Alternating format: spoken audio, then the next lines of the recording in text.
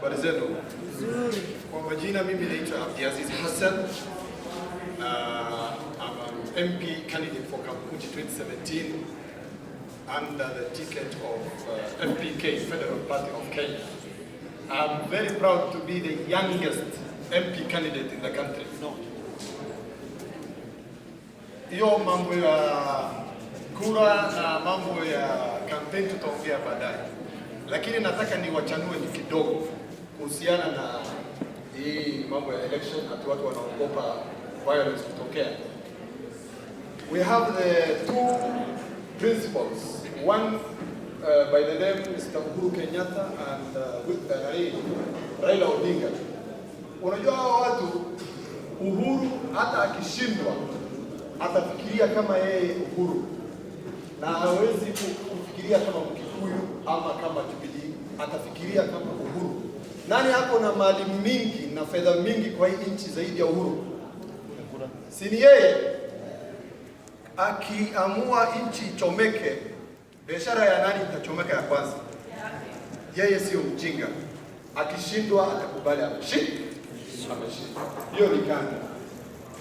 Raila akishindwa atafikiria kama binadamu, atafikiria kama Raila, hawezi fikiria kama ODM ama Jaluo ama sijui NASA. Atafikiria kibinafsi kama Raila.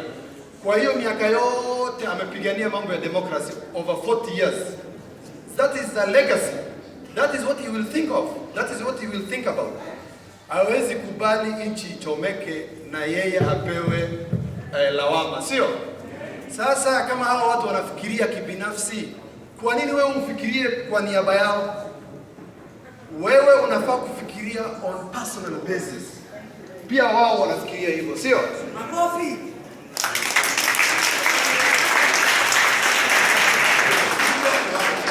Alafu nataka kutambua kijana mmoja anaitwa Kariana. Huyo kijana amekuja debate jana.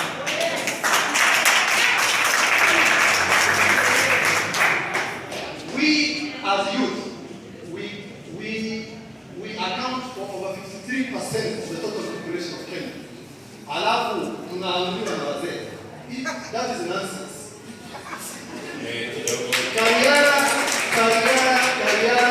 Kariana is a good example to all Kenyans, especially for the youth. And I am after him. Nimemtambua, hakuna mtu mwingine ametambua yeye hapa.